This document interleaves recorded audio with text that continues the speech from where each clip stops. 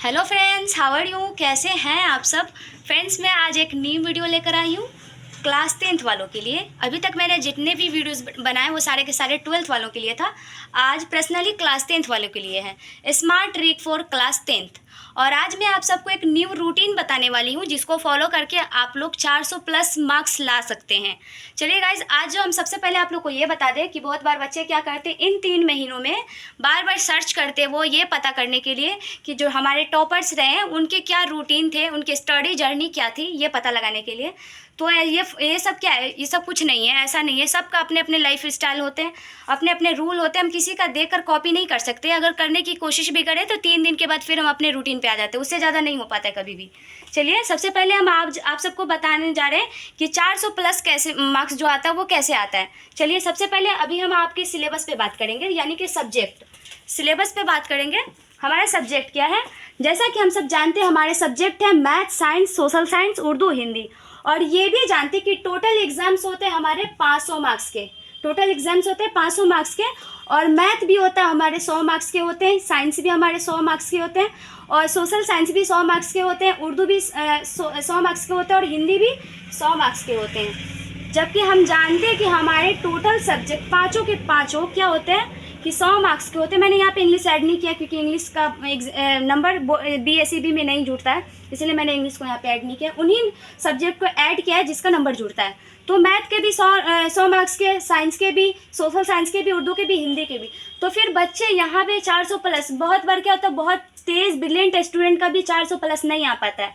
उसका रीज़न ये है कि वो क्या आता है, ओनली मैथ्स पे ध्यान देता है। उन्हें लगता है मैथ बहुत टफ है, तो सबसे ज़्यादा वो मेहनत मैथ पे ही करता है, मैथ और साइंस पे। उनके बाद ये तीनों सब्जेक्ट को वो भूल ही जाता है। उन्हें पता है, उन्हें लगता है ये बहुत ईजी है, उर्दू बहुत ईजी है, हिंदी बहुत ईजी है, सोशल साइंस बहुत ईजी है।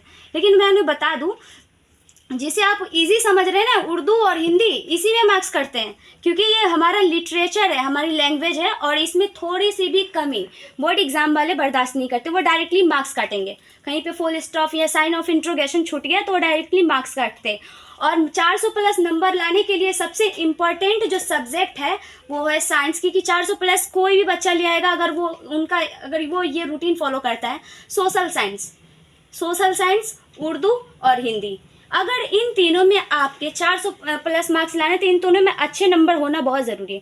क्योंकि मैथ में क्या होता है ना कि बहुत मेहनत करते बच्चे। जहाँ पे हम साइंस में 1-2 घंटा देते तो मैथ में 3 घंटा देते हैं, जबकि इन तीनों में बिल्कुल भी टाइम नहीं देते, क्योंकि इन्हें हम लोग बहुत ईजी समझते हैं और हमारे मार्क्स यहीं पर कट जाते हैं। सारे के सारे 100 नंबर के, तो हमें सारे पे इक्वल मेहनत करना है। 100 नंबर के मैथ्स है तो हमें मैथ समझ में नहीं आता, तो दिन के पूरे दिन हम क्या करते हैं, मैथ्स लेकर बैठे रहते हैं, साइंस का रट्टा मारते रहते हैं, जबकि इन तीनों को छोड़ देते हैं। और नंबर आता है कितना, बहुत ही ब्रिलियंट स्टूडेंट का 90 प्लस नंबर आता है, बाकी का सब 55, 50, 63, 45 ऐसे मार्क्स आते हैं। किसी का 75, बहुत ही तेज उसका आता है उतना। बाकी सबका नॉर्मली मार्क्स रहते हैं। क्या हम सिर्फ इसमें अगर हम 90 नंबर ले आते हैं और साइंस में 90 नंबर ले आते हैं तो क्या हमारा 500 नंबर पूरा हो जाएगा? कभी नहीं होगा पूरा। तो हमें सब पे इक्वल ध्यान देना है। इन तीनों में अगर मार्क्स आपके अच्छे आते हैं तो जाहिर सी बात है आपका 400 प्लस आ जाएगा। चलिए, फिर एक बार में यहाँ पे टोटल मार्क्स होते हैं हमारे 500 नंबर के, है ना। और सब्जेक्टिव होते हैं जिसमें से 250 नंबर के, और ऑब्जेक्टिव भी होते हैं 250 नंबर के। ऑब्जेक्टिव में तो ऑप्शन भी आता है, 50-50 है दोनों। अगर आप यहाँ पे जैसे कि वहाँ पे सोशल साइंस, उर्दू और हिंदी को बच्चे इजी में लेते हैं, उसी तरह ऑब्जेक्टिव को भी इजी में ले लेते हैं। वो क्या करते हैं कि कभी कभी तुक्का भी मारते हैं और सही लग जाता है तो उन्हें लगता है कि मेरी तैयारी थी। ऐसा नहीं है, ऑब्जेक्टिव को इतनी ईजी में मत लीजिए, क्योंकि जिसको हम ईजी में लेते हैं ना वही हमारे मार्क्स कटवा देते हैं।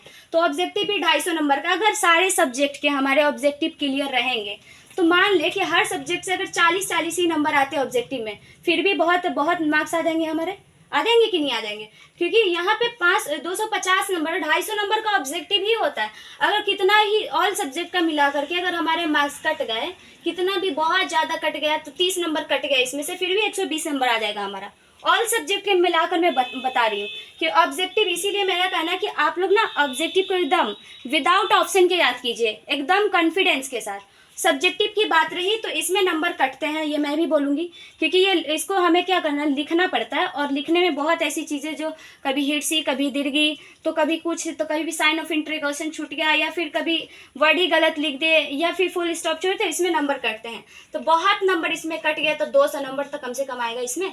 तो अगर इसमें सब्जेक्टिव ऑब्जेक्टिव इतने अगर हमारे ऑब्जेक्टिव क्लियर रहेंगे तो सब्जेक्टिव का ज़्यादा टेंशन नहीं रहेगा।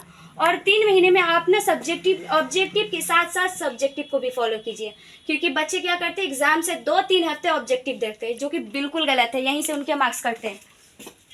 और मैथ्स में क्या होता है, मैथ्स में इनको बहुत टफ लगता है, तो वो 24 घंटे में से मुझे लगता है वो 10 या 12 घंटा मैथ्स पे देते हैं, ऐसा नहीं है। हाँ, आपको बहुत टफ लग रहा है तो इसको अगर आप 1 घंटा दे रहे हैं तो कम से कम इसको 1 घंटा में नहीं होता तो 2 घंटा दे दीजिए। साइंस को अगर 2 घंटा दे तो कम से कम इन तीनों को 1-1 घंटा ज़रूर दे दीजिए डेली, क्योंकि इनको भी पढ़ना बहुत ज़रूरी है। अगर इन तीनों में अच्छे मार्क्स आते भी हैं, आप क्वेश्चन पेपर देख सकते हैं उठा करके, जितने भी टॉपर्स उनके मैथ और साइंस के अलावा इन तीनों में भी नंबर होगा, क्योंकि अगर इन तीनों में वो नहीं लाएंगे तो फिर इन दोनों का नंबर मिला करके हमारा 500 मार्क्स कैसे पूरेगा, या 400 प्लस में कैसे लाऊंगी। तो उनके लिए क्या होता है, सबको फॉलो करना पड़ता है। चलिए गाइस, आज के लिए इतना ही बता दी, क्योंकि ये स्मार्ट ट्रिक है। अगर आप इनको फॉलो करते हैं तो किसी भी टॉपर या ब्रिलियंट स्टूडेंट से उनकी स्टडी जर्नी या डेली लाइफ रूटीन पूछने की ज़रूरत बिल्कुल नहीं पड़ेगी। और 400 प्लस नंबर मार्क्स लाने के लिए ये बहुत अच्छा ट्रिक है। चलिए गाइस, आपको पसंद आया होगा, आई होप ये वीडियो आपको बहुत पसंद आया होगा। और कोई भी प्रॉब्लम हो या फिर आपको कोई टॉपिक समझ में नहीं आ रहा है क्लास 10th के भी, तो मुझे कमेंट बॉक्स में ज़रूर बताएं। वैसे मैं क्लास 10th लेती नहीं हूँ, लेकिन मैं फिर भी सॉल्व करके आपको बता दूँगी। चलिए, जब तक के लिए खुदा हाफिज़।